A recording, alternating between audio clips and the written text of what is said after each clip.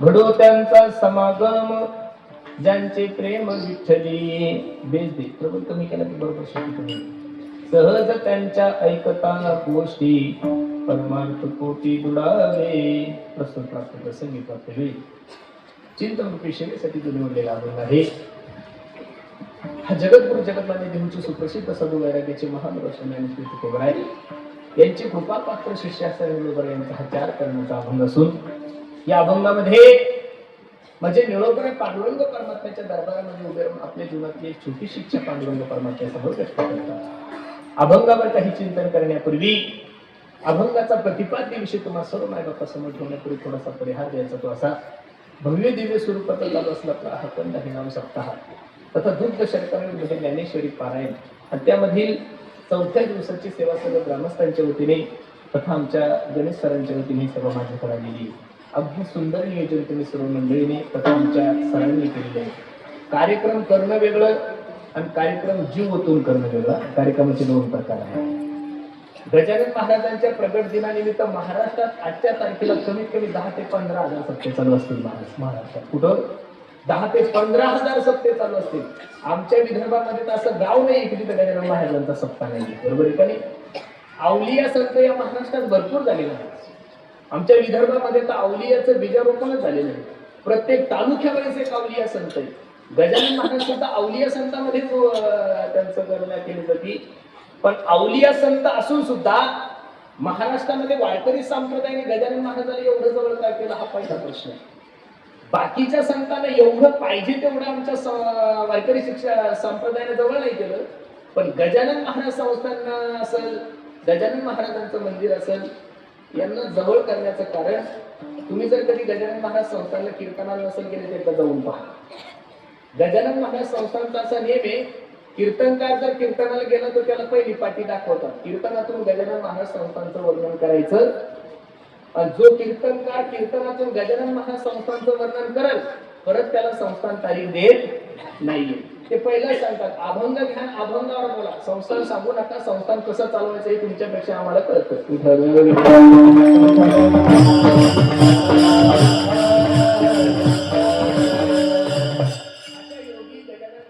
प्रगट दिनानिमित्त हा भव्य दिव्य स्वरूपाचा कार्यक्रम आहे. अगदी नजर लागावं एवढं सुंदर नियोजन तुम्ही सर्व मंडळी केलंय. अगदी थोड्या वेळामध्ये या अभंगाची भूमिका मला तुम्हाला सर्व मंडळी समज ठेवायची. तू घाबरू नको. एकदम मस्त रिलॅक्स राहा. फक्त माझे सिटी मारू देऊ नको. इथं जेवढे मंडळी बसले त्यांना ऐकू येऊ दे. घरच्यांचा काही आपण ठेका घेतला फक्त एवढ्यांना ऐकवलं पाहिजे. फक्त हा सिटी नको मारू. एकदम कमी तर मी तुला बोलणार नाही रागवणार नाही. मी गजानन बाबाच्या दरबारात सांगतो मी बायकोपेक्षा माईकवाल्यावर प्रेम जास्त करतो. सांगणार आता दररोजचे 2-2, 3-3 माईकवाले भरला भांडण कोणासोबत करायचं.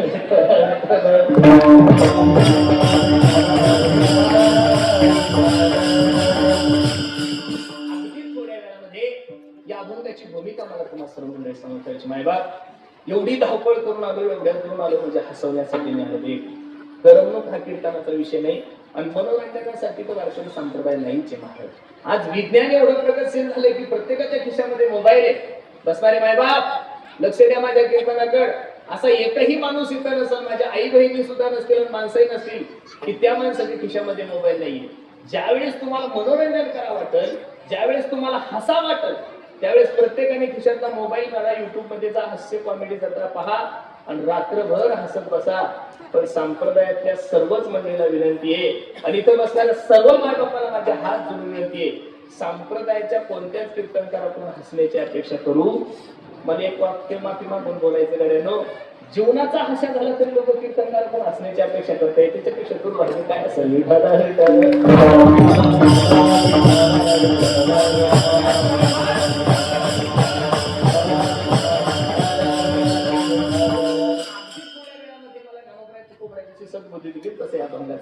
बसणारी मंडळी आपण सर्व पुण्यवान आहात की एका थोर महात्म्याची सेवा करण्याचा योग तुमच्या माझ्या जीवनामध्ये प्राप्त झालाय. भागवतकाराने एक श्लोक खर्च केलाय किती सुंदर आहे पहा. भाग्योदयन बहुजन्म समंजिते सत्संग मंचलपते पुरुषोनी रावय अज्ञान हेतु कृत बहुमदांध कारणाशं विदाय हि तदोदयति वेळा. काहीतरी पूर्वजन्मीचं पुण्य असल्याशिवाय माणसाला कीर्तन भागवत रामायण कसं आवडलो. आपण सर्व पुण्यवान मंडळी आहात. बसणारे मंडळी की तुमच्याने माझ्या जीवनामध्ये हा सुवर्णयुग तुम्हाला प्राप्त झालाय. पुण्य असल्याशिवाय माणसाला परमार्थ विषय अंतःकरणामध्ये आवड निर्माण होणं शक्य. बहुत सुकृताची जोडी. आणि म्हणून विठ्ठली दुसरं प्रमाण देतो, तुका म्हणे होता ठेवा तो या भावा. काही साधक नामदेवरायकडे गेले, नामदेवराय बोला ना. जगाचा मालक बोलतोय नामदेवराय तुमच्या सोबत, जगाचा मालक दूध पितोय नामदेवराय तुमच्या हाताने, जगाचा मालक नैवेद्य खातोय, काय केले याच्यासाठी तुम्ही? नामदेवरायने जे उत्तर दिलं ते ऐकण्यासारखं आहे. मागे बहुत जन्मी ह्याची करीत आलो. अजून दुसरं प्रमाण घ्या, जन्मोजन्मी आम्ही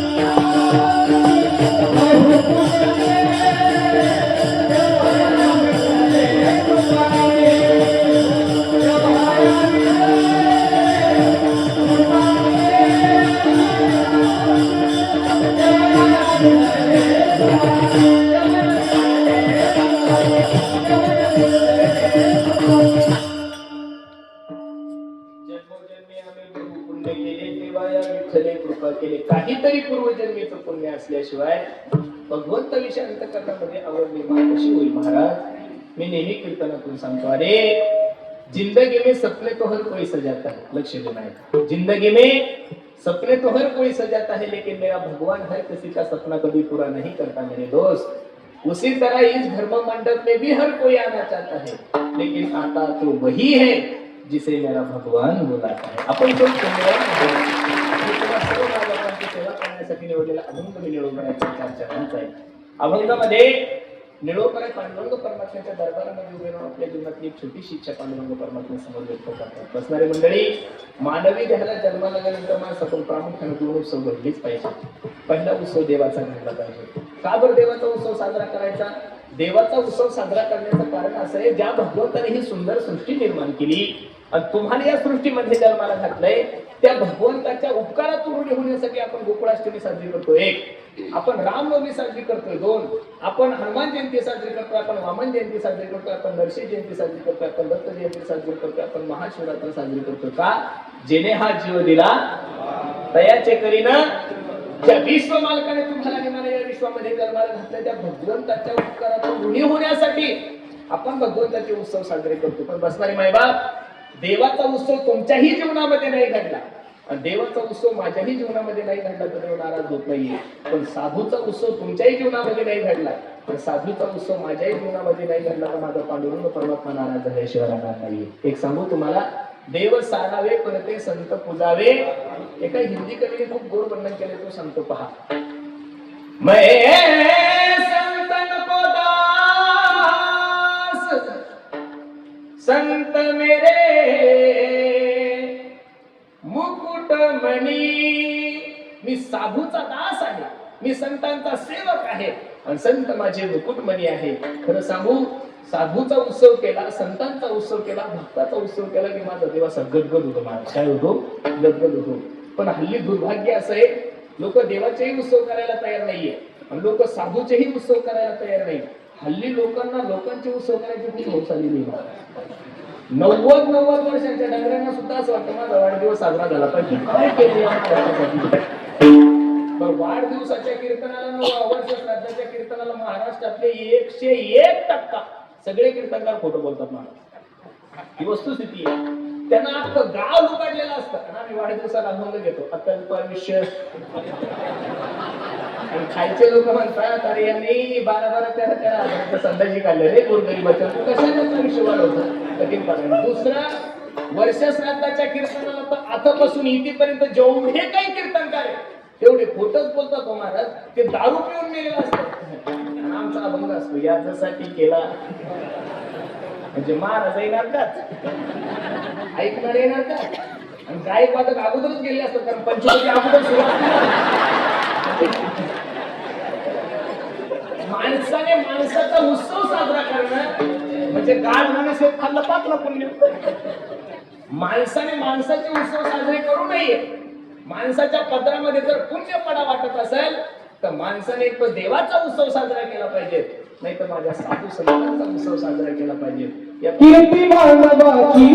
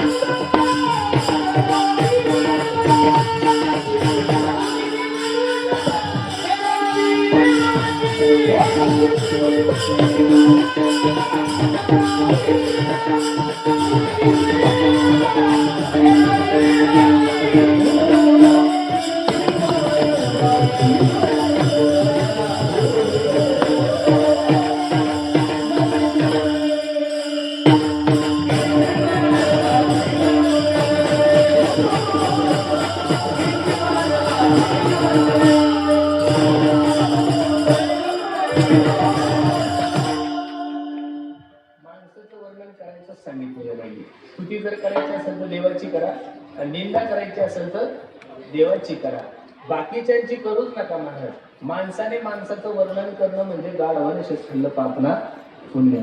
पण आपण एका थोर महात्म्याची सेवा करण्याचा योग तुमच्याने माझ्या जीवनामध्ये प्राप्त झाला आहे. अभंग निरोप करायचा आहे, 4 चरणांचा आहे. अभंगामध्ये माझे निरोप आहे पांडुरंग परमात्म्याच्या दरबारामध्ये उभे राहून आपल्या जीवनाची छोटीशी इच्छा पांडुरंग परमात्म्यासमोर व्यक्त करतात. कोण येऊन निरोप आहे? जगद्गुरु तुकोबरायचे कृपा पात्र शिष्य, माझ्या सद्गुरूने माझ्या मस्तकावर हात ठेवावा, माझ्या सद्गुरूने मला भेट द्यावी याच्यासाठी 42 दिवसाचं अनुष्ठान करणारा महात्मा म्हणजे निवडणार आहे. तुकाराम तुकाराम तुकाराम तुकाराम तुकाराम तुकाराम तुकाराम तुकाराम. तुकोबराय झालेच नाही, पण पांडुरंग परमात्मा विटीवर उतरला निवडबरायच्या दारात. निवडबराया ओ निवडबराया, 42 दिवस झाले अन्न पाण्याचा त्याग केला. जर काही बरं वाईट झालं तर लोक काय म्हणतील? मला डोळे उघडा. निळोबरायने जगाच्या मालकाकडे पाहिलं, सांगितलं येथे तुझं लागी बोलाविले कोणी, प्राथिला वाचोनी आला सिका. देव आहे ना, तू तुला काही शास्त्र वगैरे काही कळतं का देवा? काही ठिकाणी आमंत्रण असल्याशिवाय जायचं नाही तेव्हा 1, काही ठिकाणी आमंत्रण असलं तरी जायचं नाही 2, आणि काही ठिकाणी मात्र आमंत्रणाची अपेक्षा करायची नाही 3, काही ठिकाणी आमंत्रण असलं तरी जायचं नाही 1. तुमच्या तिकडे जिल्हा परिषद लागली का? नाही ना, अजून लागल्यावर तुम्हाला आमंत्रण येईल. फुकट जरी कोणी तुम्हाला पाजत असेल तरी प्यायची, फुकट जरी कोणी तुम्हाला धाब्यावर घेऊन जात असेल जायचं नाहीये, तुम्हाला कोणी फुकट तमाशाला नेत असेल जायचं. म्हणून काही ठिकाणी आमंत्रण असलं तरीही जायचं नाही 1, आणि काही ठिकाणी आमंत्रण असल्याशिवाय जायचं नाही. कोणाचं लग्न असेल, वास्तुशांती असेल, कोणाचा वाढदिवस असेल, घराचं पूजन असेल, आमंत्रण असेल, पत्रिका असेल तरच जा. बिना आमंत्रणाचं गेल्यानंतर जीवनामध्ये काय फजिती होती? 2 मिनिटात महाभारतात जाऊन परत भारतात येईल. दक्ष प्रजापतीने यज्ञ ठेवलेला आहे, लक्ष देऊ नये. सर्व देवतांना आमंत्रण दिलं पण स्वतःच्या जवळला म्हणजे भगवान भोलेनाथाला आमंत्रण दिलं नाही. कैलासामधून विमाने जात असताना सती आई साहेबांनी सांगितलं, मालक ओ बाबा, माझ्या बापाने खूप मोठा कार्यक्रम ठेवला हो, चला ना. भोलेनाथ म्हणतात, मी सुद्धा कीर्तन केसरी नाही काल्याची सेवा पण कमी कमी जागराची तर सेवा तुझ्या बापाने द्यायला पण होती. तुझ्या बापाने मुद्दाम तो सप्ताह ठेवला आणि मला आमंत्रण दिलं नाहीये. सती आई साहेब सांगू लागले, मालक चला ना, सगळे देवता चालले चला. भोलेनाथ म्हणतात, अगं वेडे, बिना आमंत्रणाचं सासरवाडीला जाणं चांगलं नाही का, वेड्यासारखं करती. शेवटी सती आई साहेब ऐकेनच. शेवटी सती आई साहेब रडायला लागल्या आणि रडता रडता मालकाला सांगतात, मालक बापाच्या घरी जाण्यासाठी पूर्वी आमंत्रणाची काय गरज आहे. भगवान भोलेनाथाला कळालं, ही जात ऐकणार. इतकं सांगतोय तुम्हाला, तुमच्याकडे कोण बोललो. मला एवढं सांगायचं कीर्तनात, कोण भगवान शंकराची बायको जर भगवान शंकराचं ऐकत नव्हती, आजकालच्या शंकरांनी अपेक्षा करायची. आपण फक्त कीर्तनात गप्पा मारायच्या, अहम ब्रह्मास्मी तत्त्वमसी प्रज्ञानम ब्रह्म. कीर्तनात ब्रह्माच्या गप्पा करताना घरी गेली बायको नव्हती, भोवत्या अहम ब्रह्मास्मी. सती आई साहेबांनी ऐकलं नाही, नंदीला सांगितलं, नंदी जी कपाटाच्या एवढ्या साड्या तेवढ्या पॅकिंग करीच्या सोबत जा. आमंत्रण नसताना दक्ष प्रजापतीच्या यज्ञामध्ये गेल्या, सर्व देवतांना स्थान पाहिलं, स्वतःच्या मालकाला स्थान दिसलं, राग आला आणि यज्ञ कुंडामध्ये उडी मारली. आमंत्रण नसताना गेलं की जीवनामध्ये तुझी ती घडलेली. एक सांगू, काही ठिकाणी आमंत्रण असलं तरी जाऊ नका एक, काही ठिकाणी आमंत्रण असल्याशिवाय जाऊ नका दोन, आणि ह्या ठिकाणी आमंत्रणाची अपेक्षा करू नका. हल्ली असं झालंय महाराज, माफी मागून एक वाक्य बोलण्याचं धाडस करतो. लोक कीर्तनातून जेवढी नावाची अपेक्षा करतात तेवढी कोणीच्या लग्न सुद्धा करत नाही हो. आमच्यासारख्या महाराज लोकांची एवढं कठीण काळ झालाय, बापरे बाप. ज्याला घरात बायको विचारत नाही त्याला सुद्धा असं वाटतं, महाराज माझी लाल केली पाहिजे, तू का आमचा सासरा आहे, काय म्हणून तुझी लाल केली पाहिजे. कीर्तनाला बोलवलं म्हणून लाल कशी करणार. नाही महाराज, ही सवय एकदम घाणेरडी झालेली आहे. आणि काही काही कीर्तनकारांनी अशी घाण सवय लावून दिली महाराज लोकांना. ओ म्हणा दादा, ओ म्हणा बाबा बाबा बाबा, इतकं वर्णन कशाला करायचं महाराज. वर्णन केलं तरी पाकिट वाढत, मग करायचं कशासाठी, अजिबात नाहीये. त्याच्यामुळं माझ्या जीवनातला प्रसंग सांगतो. 8 दिवसापूर्वी मी शिरूरला एका ठिकाणी कीर्तनाला गेलो. माझा जीवलग मित्र आहे, 25 वर्षापासून त्यानं मला तारीख दिली आणि तारीख दिली. आता म्हणलं जीवलगच मित्र आहे, मग कीर्तनात काय नाव घ्यायचं. मी सर्वांचे नाव घेतले, ज्यानं तारीख दिली त्याचं नाव विसरलं ना. त्यानं मला 7,000 रुपये पाकिट दिलं. बरं, आता दररोजच्या वजनाची सवय मला आहे, म्हणजे दररोजची सवय आहे. मी आमच्या ड्रायव्हरला मला हे तुझं पाकिट तर माझ्याकडे आलं नाही, मग मला कसं एवढं देते. मग एवढं हलकत आता मला सवय दररोज माहित आहे. मी त्याला फोन केला, म्हणलं का रे असं काय केलं. तो म्हणे तारीख कोणी दिली होती. म्हणलं तू. मग माझं नाव का नाही घेतलं. अरे मला तुझं नाव न घेण्याचं 43,000 कापतो का मग.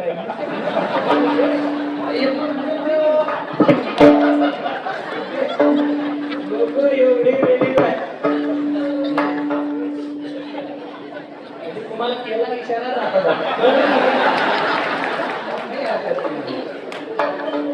पैशाच्या बाबतीत माझं नाव जेवढं महाराष्ट्रात खराब आहे तेवढं कोणाचंच नाही. मला काहीच वाटत नाहीये, कोण काय बोलतं माझ्याविषयी मला माहिती नाही, पण मला माहिती मी माझ्या कीर्तनातून 85 नाही 90% पैसे हे माझ्या चोखोबऱ्यासाठी खर्च केले. मला पाप लागणार कोणी कितीही काही म्हणून. हा, ज्यानं पैसे घेऊन व्याजाला वाटले तो नरकात जाईल.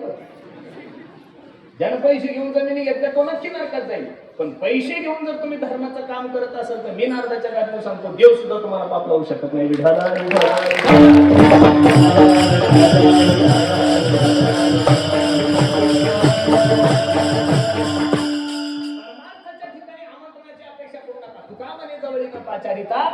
संत चरण भावे विधामया इथं या. बसणारे मंडळी, आज महाराष्ट्राच्या मातीमध्ये एवढंच एक व्यासपीठ असं राहिलं की तो चुकून सुद्धा समाजाची दिशाभूल केल्या जात. अरे इथं बसायला जागा नाही, संप्रदायाची ताकद आहे महाराज. बघा ना तुम्ही कुठे बसायला एवढेच लोक जर एखाद्या पुढाऱ्याला बोलवायचे असत कमीत कमी 2 कोटी खर्च आहे. देशीवाले वेगळे, विदेशीवाले वेगळे. 300 रुपये 500 रुपये रोजांना म्हणजे त्याला 300 त्यांना देतात, त्या परत नियम जातात 500 300 दिले. किती ही आमच्या संप्रदायाची ताकद आहे. इथं न बोलवता बसायला जागा पुरली नाही, हीच कधी संप्रदायाची ताकद आहे. मला खरं सांगू तुम्हाला, इथं बसणाऱ्या प्रत्येक माणसाला माहिती आहे, कीर्तनकार मी असू द्या, माझ्यापेक्षा छोटा असू द्या, माझ्यापेक्षा मोठा असू द्या, संप्रदायातल्या कीर्तनकारांनी या व्यासपीठ होऊन तुम्हाला कधीच चुकीचं ज्ञान नाही दिलं नको. अजून एक वाक्य बोलू, सांगणारा कीर्तनकार एखाद्या वेळी चुकीचा असू शकतो, पण तो जे सांगतोय तो ज्ञानोबाला तुकोबरायचं सांगतो, त्याच्यामुळे तो चुकीचं तुम्हाला कधीच सांगणार नाही. त्यानं तुम्हाला कधीच वाईट गोष्टी सांगितल्या नाही, त्याने तुम्हाला चांगलंच सांगितलं. म्हणून सुद्धा आजच्या तारखेमध्ये संप्रदाय लोकांचा खूप विश्वास आहे महाराज. इथं येत जा, इथं आल्यानंतर तुम्हाला चांगलं ऐकायला भेटणार आहे. परमार्थ करत असताना नावाची अपेक्षा का करता? तुम्ही इथं जेवढी काही मंडळी बसली, माझा छोटासा प्रश्न आहे, तुम्हाला हवा दिसती का जाणवती हो सध्या? हवेला कलर नाहीये, हवा निळी नाहीये, हवा हिरवी नाहीये, हवा पिवळी नाहीये, हवा काळी नाहीये, हवा सफेद नाहीये, हवा फक्त जाणवतीये. हवा हवेचं काम करते पण दिसत कोणालाच नाहीये. तसं परमार्थाचं काम करत असताना, धर्माचं काम करत असताना, कीर्तनकाराने माझं नाव घ्यावं, आयोजकाने माझं नाव घ्यावं, संयोजकाने माझं नाव घ्यावं, एवढं चांगलं काम करू नका. काम एवढं चांगलं करा की माझ्या गजानन बाबाने तुमच्या नावाची दखल घेतली पाहिजे. काम एवढं चांगलं करा की माझ्या पांडुरंगाने तुमच्या नावाची दखल घेतली पाहिजे. म्हणून इतर न बोलवता सुद्धा या. काही ठिकाणी आमंत्रण असल्याशिवाय जायचं नाही, एक, आमंत्रण असल्याशिवाय जायचं नाही, दोन, आणि आमंत्रणाची अपेक्षा करायची नाही, तीन. निळोबराय देवाला सांगतात, कशाला आला बे, तुला काही बोलवतं का मी? बरं, निळोबराय देव सांगतात, ओ हो देवा ऐका ना, तैसा परी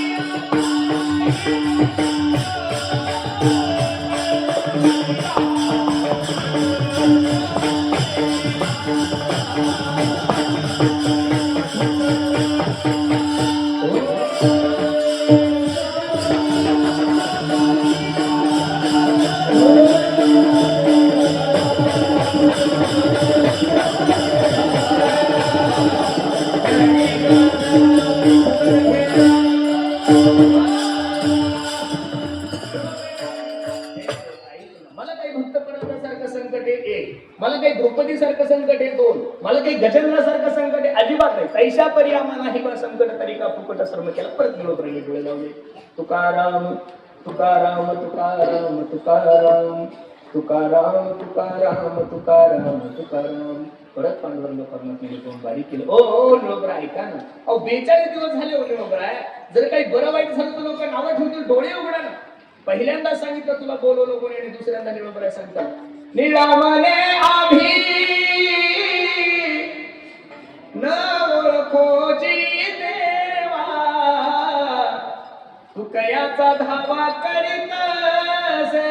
हे देवा तुला ओळखतो मी का? आता कसं निरोपराय देशाच्या पंतप्रधानाने तुमच्या दारात मला माहिती येणार नाही, गॅरंटी घेतो, पण देशाच्या पंतप्रधानाने तुमच्या दारात हात टाका, दार उघडा, आणि आपण दारू घेऊन म्हणायचो, कोण आहे भाऊ तू? मरल ते फाशी घेईल की नाही? देशाच्या पंतप्रधानाला ओळख नाही ना, म्हणजे काही सोपं आहे का? मला जगाचा मालक आहे ना तो, विश्वाचा मालक आहे. निळोबराय सांगतो तुला ओळखत नाही, एक किंचित माझ्या पांडुरंगाचा स्वाभिमान जागृत झाला, आणि पांडुरंग परमात्मा निळोबराय ओ निळोबराय, अहो मी काय करता, ग्रामपंचायतचा सदस्य नाही हो, देव आहे ना. गती पडता प्रभू साक्षी निवास शरणम सर्व भाऊ प्रेलस्थान मी दहानम बीज मोगले बोलविला वे तो बोले ना, चालविला सूर्य चाले ना, हलविला प्राण हले तो जगते चालिता निळोबराया. शेष महेश गणेश दिनेश सुरेश हु जाही निरंतर जाई.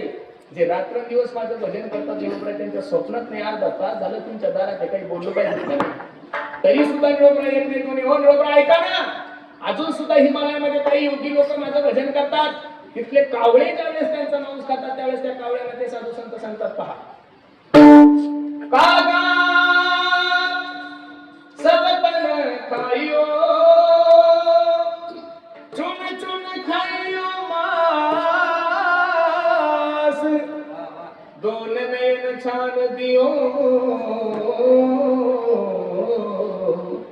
पिया विनंती एक आवळ्यानो आमचं सर्व मांस खा पण हे 2 डोळे खाऊ नका का अजून सुद्धा तो विश्वाचा मालक आम्हाला भेटेल अशी अपेक्षा आहे नवरा एवढं जे माझं भजन करतात त्यांच्या स्वप्नात नाही अर्धा तास झाले तुमच्या समोर माझी इज्जत राखावं थोडी मला एवढंच सांगायचं तुम्हाला या विश्वातील सगळ्यात मोठी व्यक्ती देव आहे कोण आहे विश्वातील सगळ्यात मोठी व्यक्ती कोण देव आणि देवाला दारात उभं करण्याची ताकद माझ्या निळोपरामध्ये आहे आणि त्या निळोपराच्या अंतःकरणामध्ये इच्छा प्रकट झाल्यावर संसाराची होईल का महाराज अरे साधू आणि इच्छा हे शक्य नाहीये इच्छेच्या पलीकडे जो गेलेला आहे त्याला साधू म्हणतात पण महाराज या ठिकाणी निळोपराच्या अंतःकरणामध्ये इच्छा साधूच्या अंतःकरणात संसाराविषयी इच्छा नसते पण परमार्थाविषयी इच्छा निश्चित असते अजून तू कोबराच्या अंतःकरणात एक इच्छा सांगतो ना तुम्हाला अखंड जया तुझी प्रीती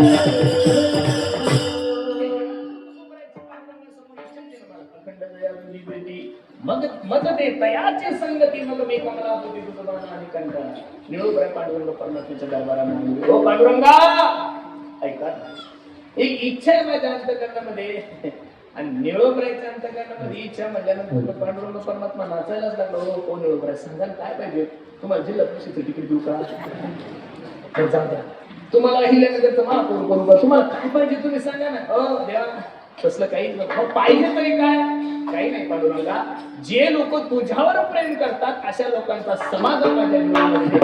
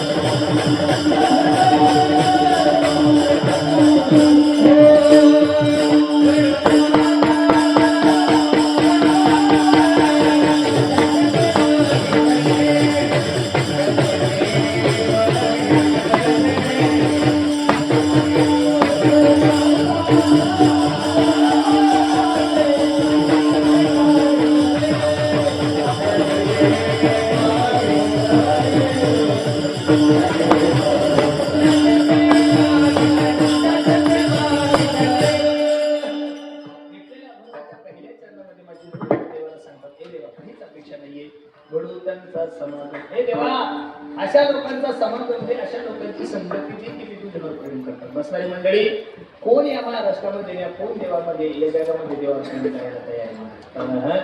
या जगामध्ये भगवंतानं सृष्टी निर्माण करत असताना प्रामुख्याने 3 गोष्टी अशा निर्माण केलेल्या आहेत की मनुष्य त्याच्यावर जेवढं प्रेम करतो तेवढं कशावरच करत नाही.